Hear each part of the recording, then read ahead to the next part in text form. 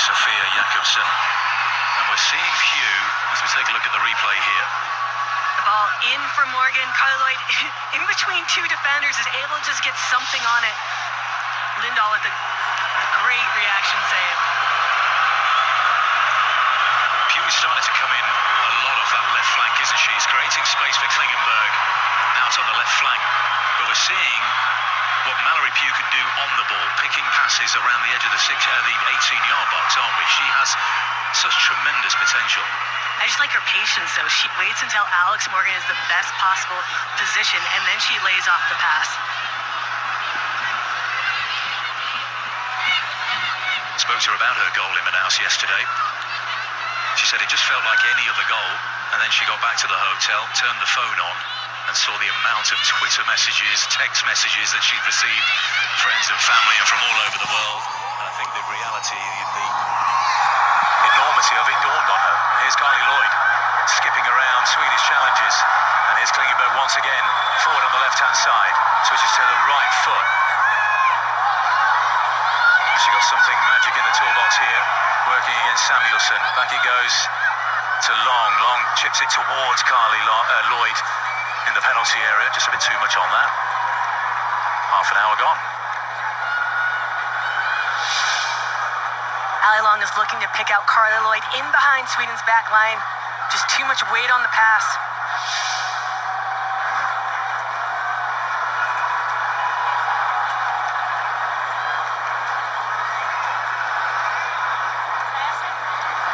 Interesting side note from Jill Ellis yesterday, as we talked about the travel. We'll get to that in a second as Megan Klingenberg denies Jakobsen. This sense of games every 3 days, travelling from the heat in the tropics of Manaus down to Brasilia, it's a drier temperature here. She said that's exactly why we set up the She Believes Cup in April in the exact same format. She says it's part of our culture in the United States to travel large distances between games. USA won that tournament convincingly, didn't they, in the end as well? They coped then, and they appear to be coping now. Samuelsson with the throw. Ball's here to Aslani. Morgan Bryan with an excellent challenge. Here's Tobin Heath. Lloyd making a run ahead of her. Further upfield, inevitably, Alex Morgan. O'Hara. Tobin Heath just playing catch-up in this attack. Here's Lloyd. What about tried the shot with the left foot. Sager there to charge it down. A little back flick from Sager. Finds Dahlqvist. She was looking for Lotta Shaley. A 3 times Champions League winner in Europe with Lyon. Returned home to Rosengard in the summer. A little bit too much fizz on that ball from Morgan Bryan. Megan Klingenberg unable to bring it under control.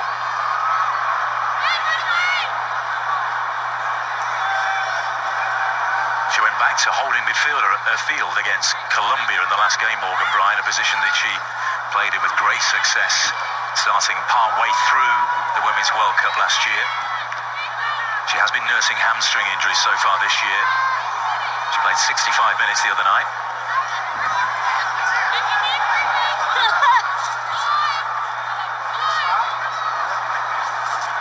Johnston. O'Hara.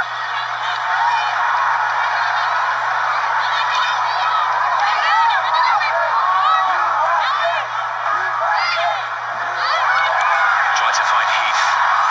Blocked by Rubinson. And Sager challenged by Carly Lloyd. An excellent block tackle on the number 10 Jakobsen as well. Sent forward by Johnston. Cleared by Sembrant. Now Bryan. Nice footwork to find Heath. Is just imploring a teammate to come a little closer. Long. Klingenberg. Space on the left-hand side for the United States. Help coming from Mallory Pugh ahead of her. Long again.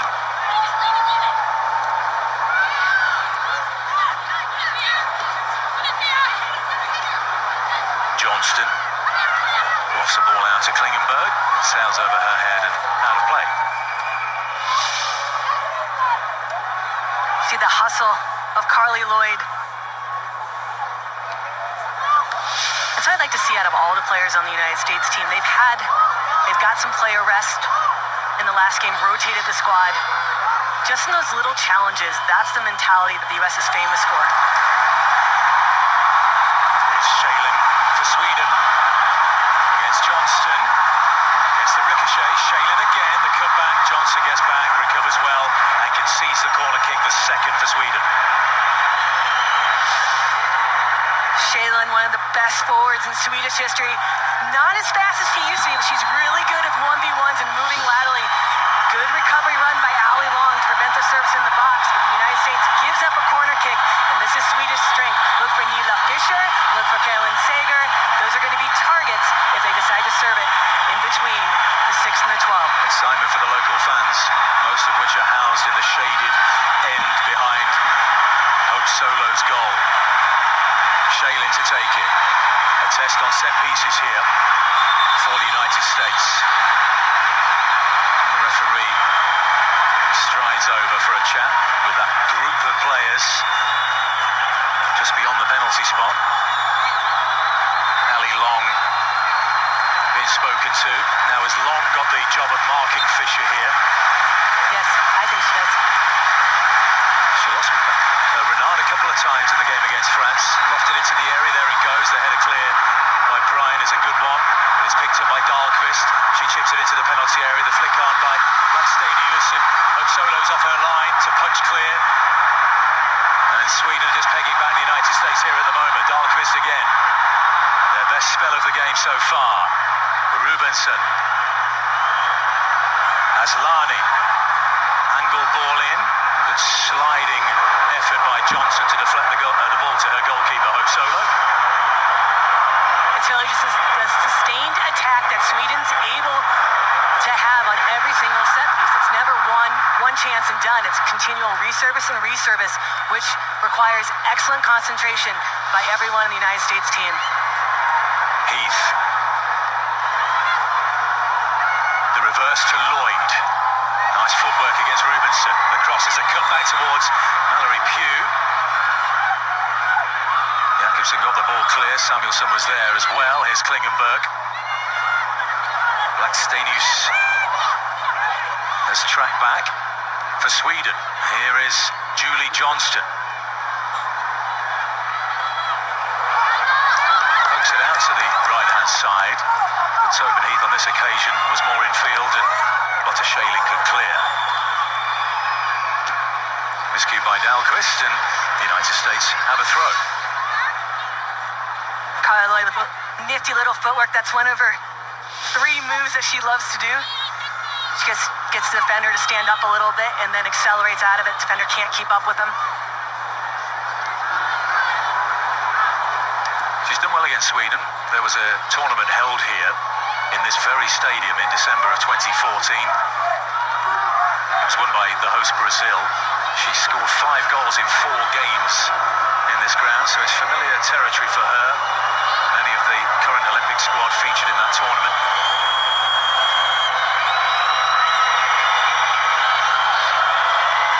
Here's O'Hara. Lloyd. Intelligent running in behind Rubenson. Still Carly Lloyd. Rubenson, though, drops his shoulder and does very well physically to stay with Carly Lloyd. Swedish defending. Anytime you get within their arms here, that bubble, they are so solid. It is difficult to not have your run first disrupted or dispossessed. Shaylin cuts off the passing lane from Klingenberg to Heath. Here's Shaylin again. Sweden's record goal scorer, Lotta Shaylin, with 84. This is her 168th international. In live action, Alex Morgan went to the byline. The ball just ran out of play. And Carly Lloyd is seeing more touches in the last few minutes or so. It's because of her movement. She's willing to move horizontally in order to create channels for teammates to play her into.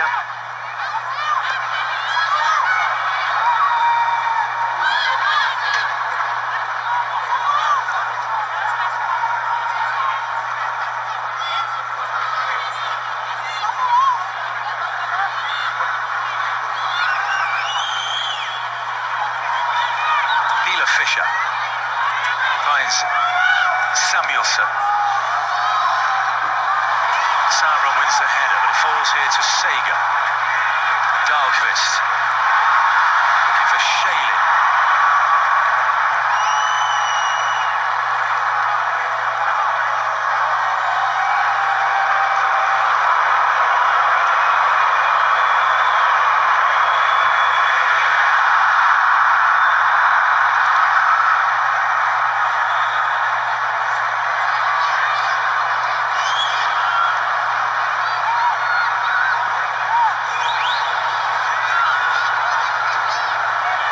5 minutes remaining in the first half. The half of play dominated so far by the United States in this women's quarter-final in Brasilia at the Mane Garrincha Stadium. And the winners, remember, will travel to Rio de Janeiro for a semi-final late on Friday in the iconic Maracanã Stadium, possibly against the hosts Brazil, who face Australia in their quarter-final.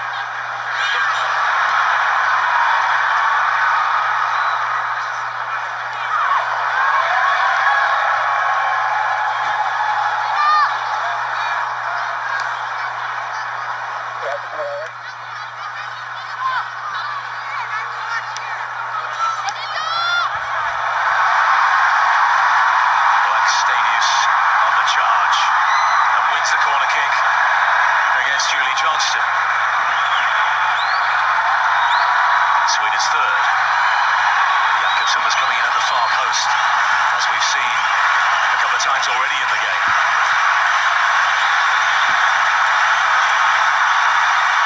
Asllani of Manchester City in the Women's Super League, formerly of Paris Saint-Germain, will take this corner kick. Missed the game against China. Well, came on as a substitute. She was struggling a little with illness, having started the opening 2 games. She floats it towards the back post. Hope Solo gets an excellent punch to it. Made the decision very early. And under pressure from Caroline Sager, she did what she was there to do.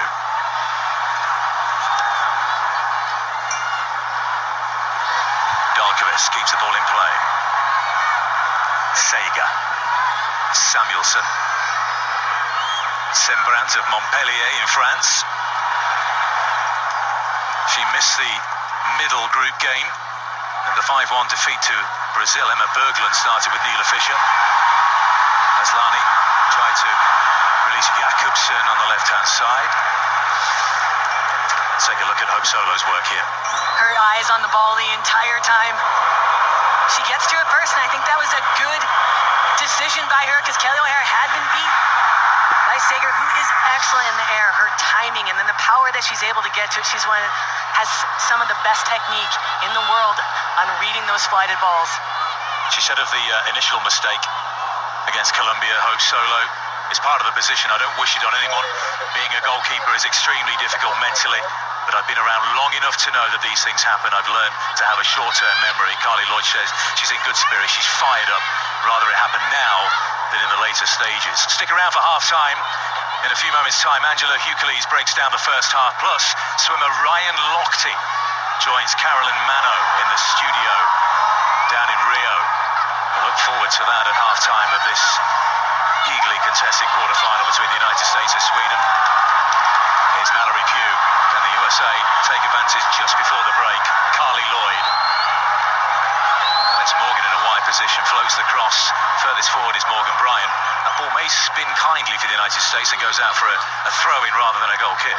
I'd like to see the United States use more of the left-hand side of the field. Right now, it's been so right-hand dominant. It's basically an unbalanced attack. Not really keeping Sweden honest and stretching that back line, be worried about both sides. Should Mallory Pugh stay wider? Potentially, but she does like to cut in and kind of play underneath as a forward. But if she pinches in, Klingenberg's got to get higher. She's got to get in line. Here's Pugh approaching the penalty area, slides it in. Carly Lloyd, the flag has gone up. The save is made by Lindahl anyway. And the rebound is flashed over the crossbar by Mallory Pugh. The flag was up very early. It looked tight. So Mallory Pugh likes to pinch in. And this is what she's looking for. She's looking for the second run. Great save by Lindahl. It was a very tight so close decision, wasn't it? Was it Samuelson, the defender on the far side, the fullback? Looked like, yeah. And Lloyd Lloyd was repelled by the goalkeeper, Lindahl, who was quickly off her line anyway. But had that ball hit the back of the net, that could have been a controversial moment. We've only seen one replay, but it remains at 0-0. Zlani, excellent challenge by Lloyd, who's shown the combative side of her game as Pia Sundhage, who was asked about her. They didn't always see eye to eye, Sundhage and Lloyd. Sundhage said that she is much improved as a player. On both sides of the ball, she's taken her game to another level. And we're seeing that here today. Free kick to the United States. There will be a minute of time added on, and we've just entered that now. O'Hara, Pugh making a run on the edge of the 18-yard area. It's an excellent service in. Pugh is there. The overhead kick is just wide. Julie Johnston was there, and Alex Morgan too. And it wasn't far wide. Wonderful service from Kelly O'Hara. She just said, go and get that. Excellent service, but you see the initial run right when that serve was offsides. I don't know if they're calling offsides or if they're calling tussle in the box. Yeah, the run was made very early, wasn't it? It was. On She the was edge. standing. Sweden's holding a higher line, baiting someone to make an offside run or leaving the space for Lindahl to come out and grab it.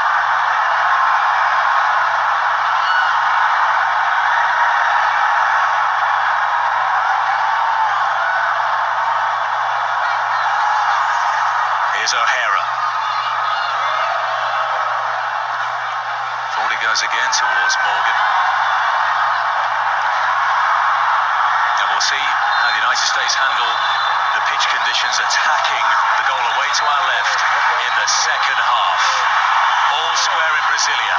The United States have had much more possession. They haven't converted it into a goal as yet. The United States and Sweden are locked at 0-0 in this quarter-final. Stay with us.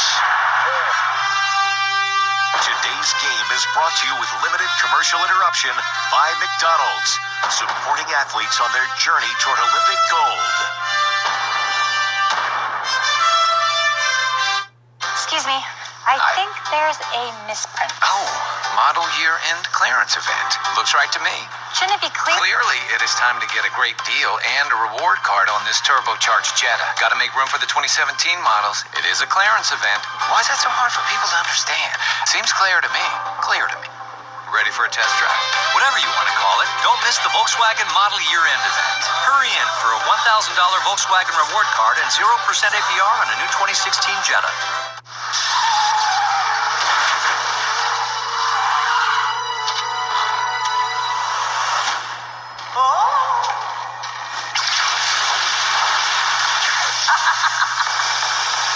Jamie, the Name Your Price tool can show you coverage options to fit your budget. Tell me something I don't know. This is probably more of a break room activity. You think?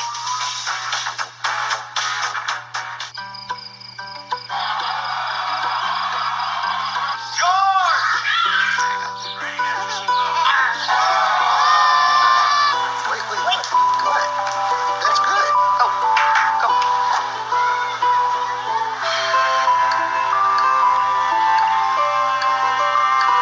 There's always something good on Hulu. Starting at $7.99 a month. Hulu. Start your free trial today. So at halftime, scoreless between the United States and Sweden. Hope Solo had a night to forget last time out, but seems a lot more in control today. Still, though, the Americans and the Swedes are level at the break. Welcome back into the studio, everybody, as we are joined now by our women's soccer analyst, Angela Hucles, a two-time Olympic gold medalist for the U.S. Angela, your assessment of the first half? Well, I think the U.S. is doing a nice job. Sweden is making it difficult for them, really sitting back.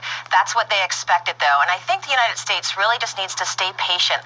They're doing a good job of creating a lot of chances. In fact, they're sending so many players up front. I think the only person who's really stayed back has been Becky Sauerbrunn and Hope Solo back in the net. You see Mallory Pugh, Klingenberg, O'Hara, Tobin Heath, Carly Lloyd, Alex Morgan. They're all getting into that box and really trying to create chances. So the United States really needs to stay patient.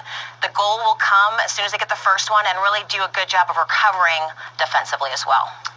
Angela, we've talked a lot about the fact here in the studio about the United States and how they have not beaten a team that's led by Pia, a Swedish team. Does she have the secret, the knowledge of the roster? Do you see that playing a role here? I really don't. I think, that's more of a mental game, if anything. And as we know, the United States has probably the best mental game in the entire world. So these players, Jill Ellis, the head coach, and the coaching staff, they're really not looking at this as being some type of inside knowledge that Pia has. These players and the coaching staff know the other teams internationally in the world. And so I don't really see that being an advantage for Pia Sundhage. Okay, Angela, thanks for the insight. We'll talk to you soon. Thank you. Coming up next, 12-time Olympic medalist Ryan Lochte will be stopping by the studio for a chat. Silvery blue hair and all, he is in the building, and we'll see him on the other side of the break. Stay with us. The games of the 31st Olympiad on NBCSN are brought to you by Cheese Dippers by the Laughing Cow. Reinvent snacking. By Kubo and the Two Strings. Rated PG. In theaters August 19th. By Progressive. Join over 3 million drivers who switched to Progressive last year. And by Volkswagen.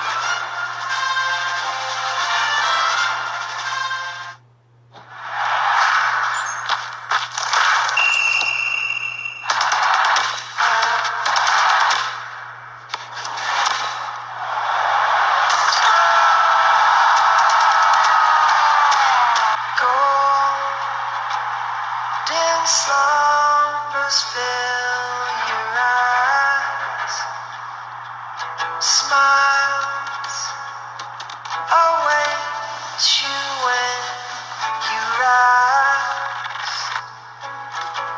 Sleep, pretty darling, do not cry. And I will sing a lullaby. New Taco Bell poll finds Americans want a dollar menu that actually costs $1. You don't say. Taco Bell's new $1 morning value menu. The only breakfast value menu where everything's $1. One of these is not like the others, because only one triple doubles the seasoned beef, nacho cheese sauce, and crunchy tostada. Taco Bell's new limited edition triple double crunch wrap. It's one you don't want to miss. I was on my way to work, traveling on the Long Island Railroad, and I looked down along the right-of-way and I saw a number of vehicles parked inside a fenced-in area very close to the tracks. It was disconcerting. I called the MTA hotline and I reported it. It's the easiest thing in the world to see something and say something. It's part of what we owe each other as New Yorkers. You have to keep each other safe. I'm a New Yorker. New Yorkers keep New York safe. So remember, if you see something, say something.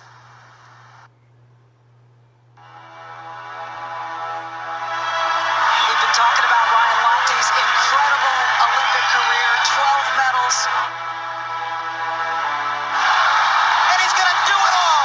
World record and Olympic gold. It is clear that all that training and the statement that it's my time has all paid off for Lochte, who's going to win Olympic gold in the 400 IM. I think this is clear sailing now for the United States. They got the lead they needed. Ryan Lochte picks up his 12th career Olympic medal.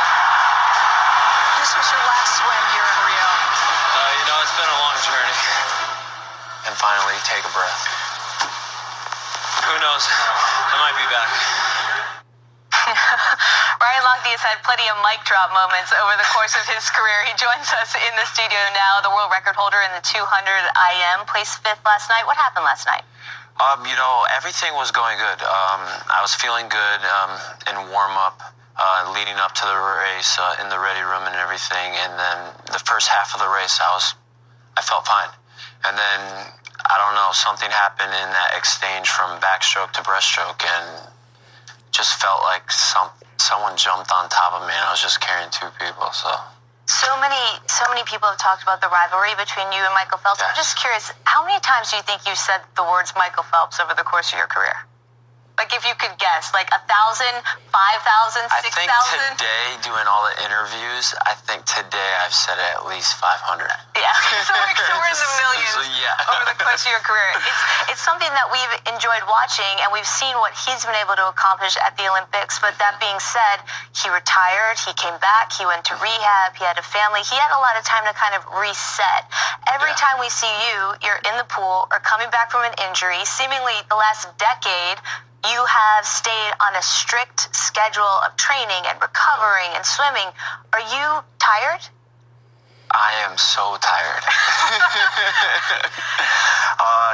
That is so true. Since I started swimming, I've never taken a break.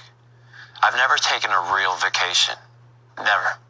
And I started swimming at the age of 8, and I'm 32 now.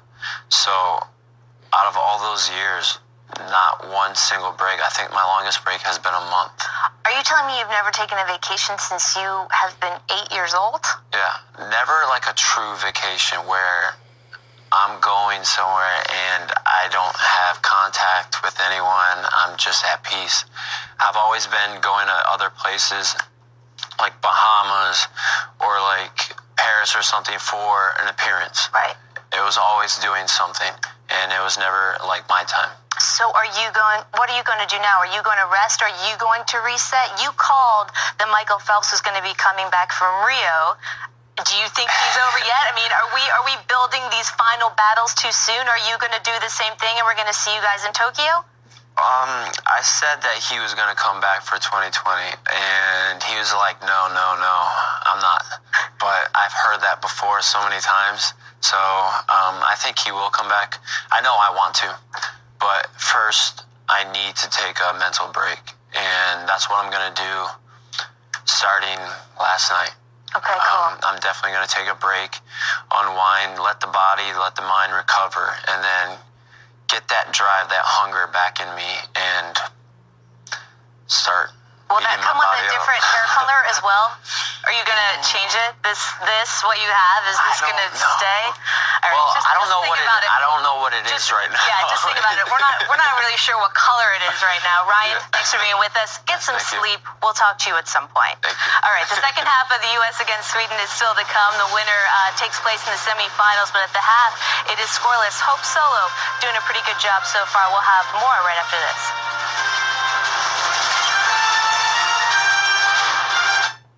What do you know about war? Democracy, patriotism. You want to know what it's really about?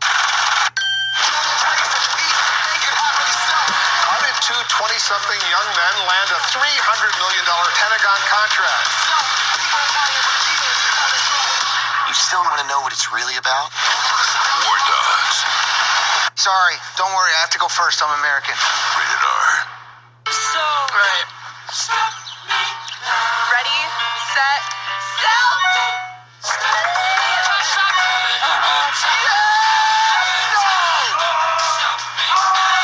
Laura's holding up the Leaning Tower of Pisa all by her. Dang it!